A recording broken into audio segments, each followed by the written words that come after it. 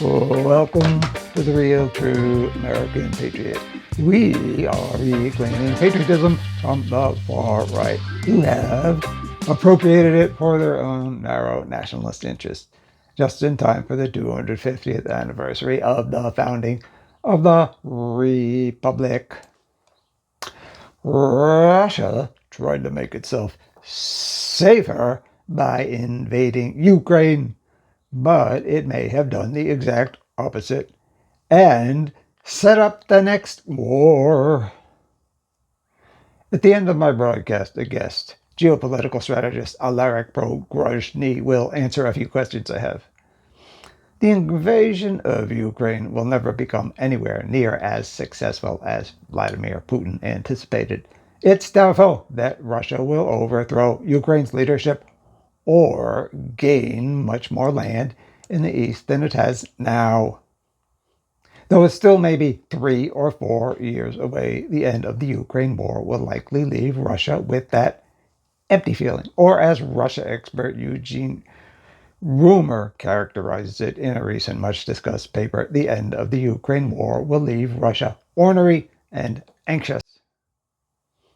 As if it already isn't. Because Europe has never directly attacked Russia since World War II, we find it difficult to understand why Russia thinks of Europe as a dire threat. To a certain extent, though, Russia's anxiety can be understood. After all, it lacks strategic depth, that is, geographical buffers, such as mountains between it and Europe. The armies of Hitler and Napoleon waltzed right in.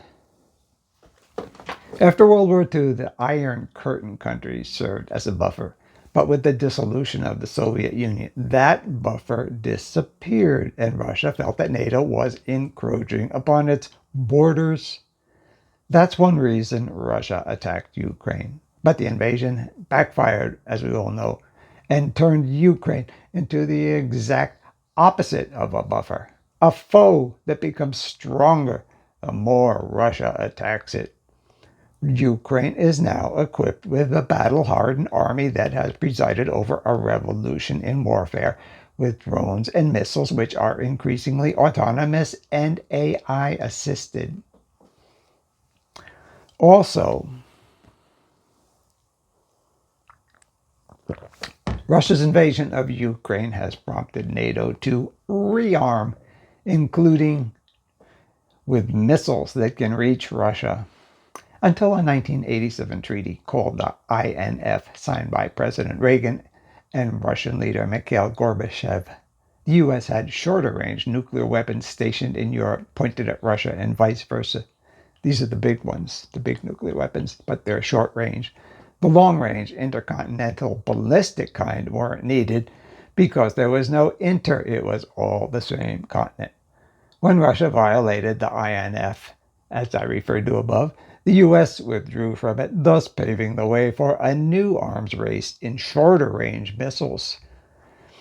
Also, with the Trump administration pretty much leaving NATO to its own devices, the nuclear umbrella, which means deterrence provided by U.S. nuclear missiles still stationed in 5 countries in Europe, could disappear. For those who aren't familiar with it, the nuclear umbrella means the U.S. provides deterrence against Russia with nuclear missiles stationed in 5 countries in Europe. And that could go away. It's possible. This could result in individual countries developing nuclear weapons to replace those that the United States has retracted. I mean, besides Great Britain and France, which already have nuclear weapons. That's on top of, as we all know, individual countries, European countries, filling the void left by the U.S. by vastly increasing their own defense spending. For instance, Germany plans to create the strongest military in Europe by 2039. Thus will Europe legitimize Russian paranoia by becoming far more threatening than Russia could have imagined. All because Russia forced them into that position. But alas, consequences such as those, whether unanticipated by Russia or anticipated and discarded by Russia, are the way of the world. World War. Russia has also to be concerned about how not only its weaponry but manpower are being eroded in Ukraine. 300 million Russian soldiers. Well, current estimates are 325, all the way up to 500,000 Russian soldiers have been killed in the conflict in 4 years. Imagine that. That such an unfathomable figure does not embarrass Russia on the world stage shows how shameless it is and out of touch with modernity. Those poor wretches, the soldiers who were killed, are as deserving of our compassion as Ukrainians killed. Well, almost. Further, Russia has also to be worried about the extent to which Europe is aiding Ukraine. Along with weapons and intelligence, it has loaned Ukraine $90 billion under very generous terms. To Russia, this is Europe being at war with them. Putin, rumor, the author of the paper, explains, might interpret Europe beginning to fortify itself much more heavily as the sweet spot to attack a Baltic country, with Europe in the in-between space of having the weaponry it has now and arming itself more heavily in the future. That's the sweet spot of vulnerability for Putin to attack a European country, probably a Baltic country, Estonia, Latvia, Lithuania, and, drumroll please, I always had trouble with that. Find out once and for all, and find out once, Russia could find out once and for all if the U.S. is still inclined to honor NATO's Article 5 and come to the defense of a European country that is being attacked. Still no better. Meanwhile, an end to the Ukraine war, whatever its terms and conditions, is merely a flip of the hourglass for Russia. The beginning of a countdown to its next invasion of Ukraine. Here's where this goes. First, Ukraine, with its battle-hardened, as I had mentioned, army, as opposed to Russia's steady supply of inexperienced troops to its meat grinder of a front line, has become Russia's worst nightmare. Furthermore, Ukraine has become a launching pad for missile and drone attacks deep into Russia itself. Second, collectively, NATO could comprise an army more powerful than Russia. And that's not including the U.S., which at this point is but a member in name only of NATO. So no one asked me, but why not replace the U.S., which, depending on the day of the week, is either indifferent to or antagonistic to NATO, with Ukraine. Ukraine's grasp of modern warfare is far better than that of the U.S. Yes, that's true. Of course, it doesn't have the equipment of the U.S., but its grasp of modern warfare strategy and tactics is far more advanced and futuristic than that of the U.S. Traditionally, the U.S. and Europe have exhibited a certain degree of caution about granting NATO admittance to countries that border Russia for fear of further alienating Russia. But we are way past that now. Are we not? Still, it must be pointed out that when it comes to innovative warfare, Russia is snapping at the heels of Ukraine. Yes, Russia is catching up. Always a beat behind, but that's when it comes to technology, not when it comes to strategy and tactics. They're still throwing their men into the meat grinder, Russia that is.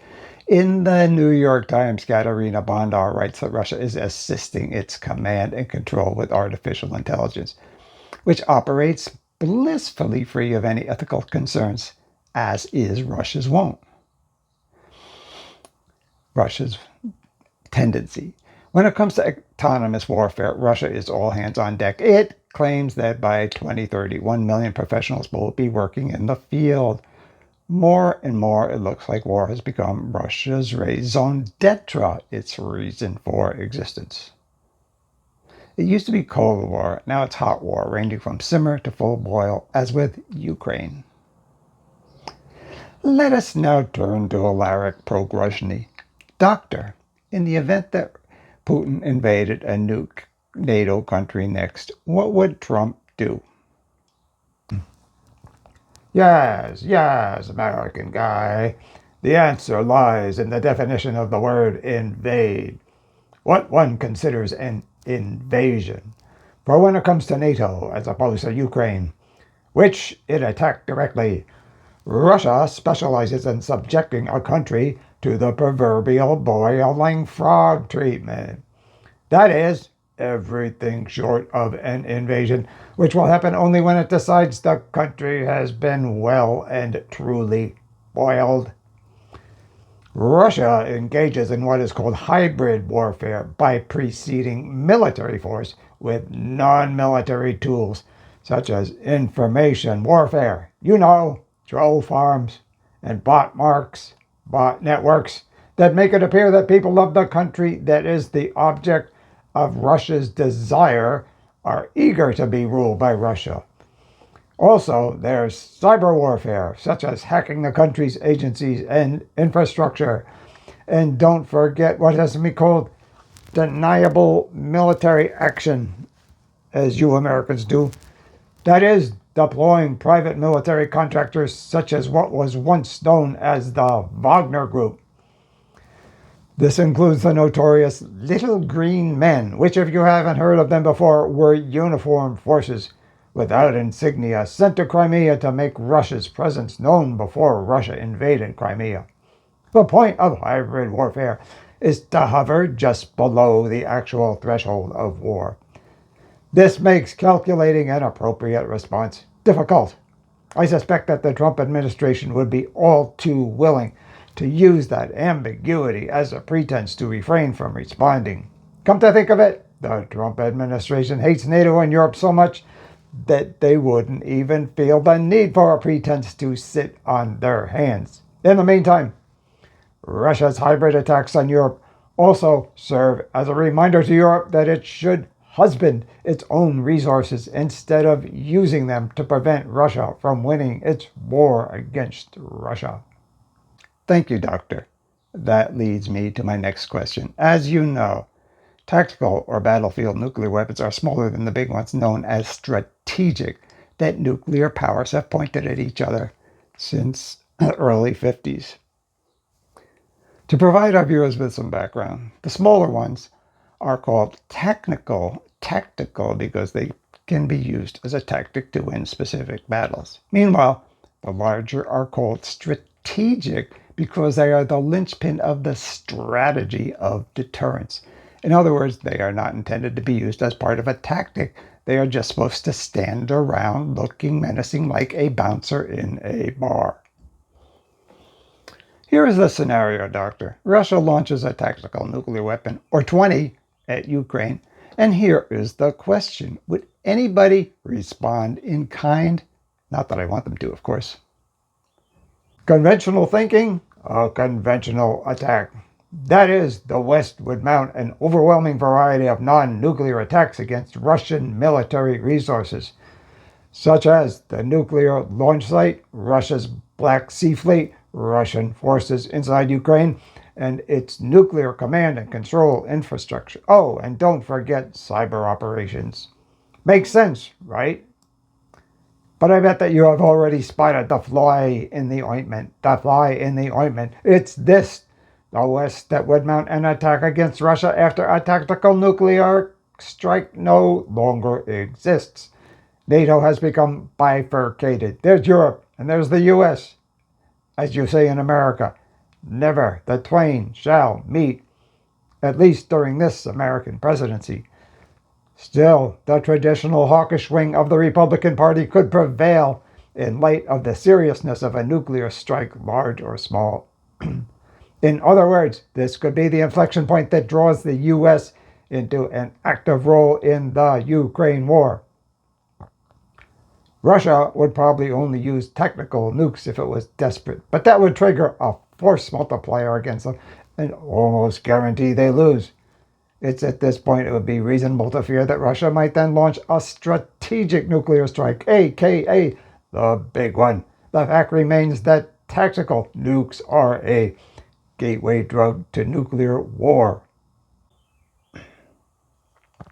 Finally, the Trump administration has recently ditched a program for providing asylum in the U.S. to Afghans currently waiting asylum in the U.S. They're waiting in Qatar because they assisted Americans in the Afghanistan war. They are liable to be killed by the ruling Taliban if they return home. Instead, the administration is negotiating with